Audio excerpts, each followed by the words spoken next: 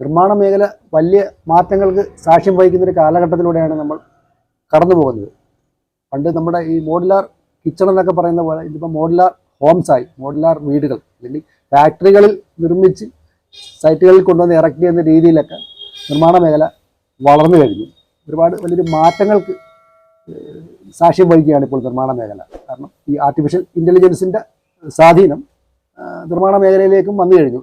BIM എന്നൊക്കെ ഉള്ള സാങ്കേതിക വിദ്യയുടെ സഹായത്തോടു കൂടി പിന്നെ ബിൽഡിംഗ് ഇൻഫർമേഷൻ മാനേജ്മെൻറ്റ് വലിയ മാറ്റങ്ങൾ, പ്രത്യേകിച്ച് നിർമ്മാണ മേഖലയിൽ ഉണ്ടാകുന്ന ചെലവുകൾ കുറയ്ക്കുക, അല്ലെങ്കിൽ കൃത്യമായ ഒരു പ്ലാനിങ്, ഇങ്ങനെയൊക്കെ വളരെ വലിയ വലിയ മാറ്റങ്ങൾ സാക്ഷ്യം വഹിക്കുന്ന ഒരു കാലഘട്ടത്തിലൂടെയാണ് നമ്മൾ കടന്നുപോയിക്കൊണ്ടിരിക്കുന്നത്. അപ്പം ഇന്നിവിടെ നമ്മൾ പരിചയപ്പെടുത്തുന്നത് ഒരു പുതിയ നിർമ്മാണ രീതിയല്ല, സാധാരണ കുറച്ച് കാലങ്ങളായി നമ്മുടെ നാട്ടിൽ കണ്ടുവരുന്നൊരു നിർമ്മാണ രീതി തന്നെയാണ്. ഒരു പ്രീഫാബ് ബിൽഡിംഗ്, ഒരു പ്രീ ഫാബ്രിക്കേറ്റഡായി ചെയ്ത ഒരു ബിൽഡിംഗ് എന്ന് ഉദ്ദേശിക്കുന്ന ഒരു വീടിൻ്റെ എക്സ്റ്റൻഷനാണ് നമ്മൾ ഈ ഒരു പ്രീഫാബ് നിർമ്മാണ രീതി ഉപയോഗിച്ച് ചെയ്തിരിക്കുന്നത്. ഞാൻ ഹരി ധർമ്മരാജൻ. എല്ലാവർക്കും കോൺട്രാക്ടേഴ്സ് ജേണലിലേക്ക് സ്വാഗതം. നമ്മൾ ഈ മേഖലയിൽ തന്നെയാണ് 10-25 വർഷം കൊണ്ട് ഈ മേഖലയിൽ നിൽക്കുകയാണ്. അപ്പം ഈ നിർമ്മാണ മേഖലയിൽ നിൽക്കുന്ന ഒരു കോൺട്രാക്ടറാണ്. അപ്പം നമ്മൾ കൂടുതലും ചെയ്തിട്ടുള്ള ഈ പരമ്പരാഗതമായി ഈ കല്ലും മണ്ണും ഒക്കെ ഉപയോഗിച്ചിട്ടുള്ള കെട്ടിടങ്ങളാണ്. അപ്പം നമ്മൾ അതിലൊരു മാറ്റം അല്ലെങ്കിൽ ഒരു ചേഞ്ച് വേണമല്ലോ എന്ന് വിചാരിച്ചിട്ട് നമ്മൾ ഇതിനകത്ത് ചെയ്തിരിക്കുന്ന മൊത്തം ഇതിൻ്റെ പ്രധാന അസംസ്കൃത വസ്തു എന്ന് തന്നെ മൊത്തം ഇരുമ്പാണ്. ഇരുമ്പ് ഉപയോഗിച്ചിട്ടുള്ള ഒരു നിർമ്മാണ രീതിയാണ് ഈ പ്രീഫാബ് എന്ന് നമ്മൾ ഈ പറയുന്ന നിർമ്മാണം എന്ന് പറയുന്നത് ഉദ്ദേശിക്കുന്നത്.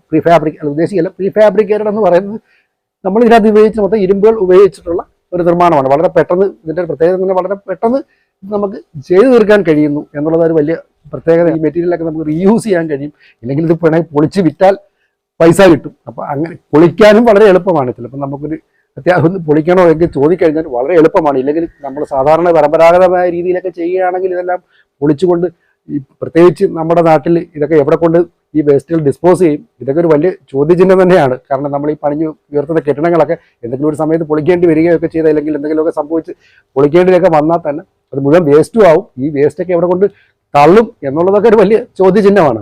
ഈ ആ ഒരു കാലഘട്ടത്തിൽ ഇത് ഇങ്ങനെയൊക്കെയുള്ളൊരു വലിയൊരു അഡ്വാൻറ്റേജ്, ഒരുപാട് ഗുണങ്ങളുള്ളതാണ്. നമ്മൾ ഈ പ്രീഫാബ് കെട്ടിടങ്ങളൊക്കെ കൂടുതൽ ഇതിനൊക്കെ പൊളിച്ചെടുക്കാനായാലും പൊളിച്ചാൽ പുനരുപയോഗിക്കാനായാലും പൊളിച്ച് കൊണ്ടു ചെന്നില്ലെങ്കിൽ ആക്രിക്കടയിൽ കൊടുത്താലും, അല്ലെങ്കിൽ അത് വിറ്റാൽ തന്നെ അതിനുള്ളൊരു എമൗണ്ട് ഉണ്ടാവും, ഇല്ലെങ്കിൽ ഒരു പൈസ കിട്ടും. സാധാരണ ഇപ്പോൾ നമ്മളിവിടെ UPVC ഒക്കെ വിൻഡോ ഒക്കെ ഉപയോഗിച്ച് ചെയ്യുന്നുണ്ട്. കാണാൻ നല്ല ഭംഗിയാണ്. പക്ഷേ ആ സമയത്ത് ഒരു അലൂമിനിയം വിൻഡോ ആണെങ്കിൽ നമ്മളത് എന്തെങ്കിലും ഒരു ഡാമേജ് പറ്റി കൊടുത്താലും അതിന് പൈസ കിട്ടും എന്ന് പറഞ്ഞതുപോലെയാണ്.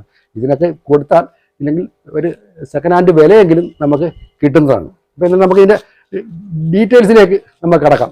ഇത് ചെയ്തിരിക്കുന്നത് നമ്മൾ ഇതിൻ്റെ 4 കുട്ടിക്കോളത്തിനാണ് ഇത് ചെയ്തിരിക്കുന്നത്. ഒരു 5 മീറ്റർ സൈസാണ് നമ്മളെ ഈ ബിൽഡിംഗ് എന്ന് പറഞ്ഞാൽ 5 മീറ്റർ സൈസിനാണ് ഇത് ചെയ്തിരിക്കുന്നത്. ഇതിൻ്റെ 4 കുട്ടിക്കോളം ചെയ്തിട്ട് അതിനകത്ത് ഈ ബോക്സ് സെക്ഷൻ ഉപയോഗിച്ചിട്ട് ഇതൊരു 4x4 സ്ക്വയർ റെക്ടാങ്കുലർ ഹോളോ സെക്ഷനാണ്. കുട്ടിക്കോളത്തിലാണ് ഈ പോസ്റ്റ് പിടിപ്പിച്ചിരിക്കുന്നത്. ഇതിനകത്ത് സാധാരണ കുട്ടിക്കോളം ചെയ്തിരിക്കുന്നത് കമ്പി ഉപയോഗിച്ച് തന്നെയാണ് ചെയ്തിരിക്കുന്നത്. 10 mm കമ്പി ഉപയോഗിച്ചാണ്. താഴോട്ടൊരു 40 സെൻറ്റിമീറ്റർ, ഒരു 1.5 അടിക്കകത്ത് താഴ്ത്തിയിട്ടുണ്ട്. പിന്നെ ഇതിനകത്ത് നമ്മൾ കമ്പി ഉപയോഗിച്ചാണ്, ഈ കമ്പിയിലാണ് ഈ ബോൾട്ട് വെൽഡ് ചെയ്ത് പിടിപ്പിച്ചിരിക്കുന്നത്. ഇതിനകത്താണ് നമ്മുടെ ഈ ബോക്സ് സെക്ഷൻ ഈ ഫ്ലാറ്റ് ഉപയോഗിച്ചിട്ട് ഇതിനകത്താണ് ഇത് ചെയ്തിരിക്കുന്നത്. ഈ ബോക്സ് സെക്ഷൻ്റെ സൈസാണ് നമ്മൾ നേരത്തെ പറഞ്ഞ 4 ഇഞ്ച് സൈസാണ് ഈ ബോക്സ് സെക്ഷൻ.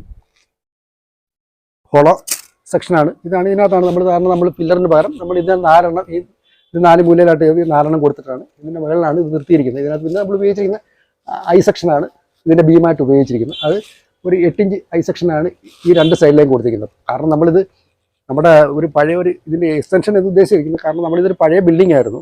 ഒരു 10-55 വർഷം പഴക്കമുള്ളൊരു ബിൽഡിംഗാണ് ഈ ബിൽഡിംഗ്, നമ്മുടെ കെട്ടിടം എന്ന് പറയുന്നത്. അപ്പം അതിൻ്റെ മുമ്പിലേക്ക് ഒരു എക്സ്റ്റൻഷൻ എന്ന് പറയുമ്പോൾ നമ്മൾ അതിൻ്റെ മുകളിലേക്ക് ഒരു വെയിറ്റ് ഒന്നും കയറ്റാൻ പറ്റാത്തത് കൊണ്ട് ഇത് സെപ്പറേറ്റ് ആക്കിയാണ് ചെയ്തിരിക്കുന്നത്.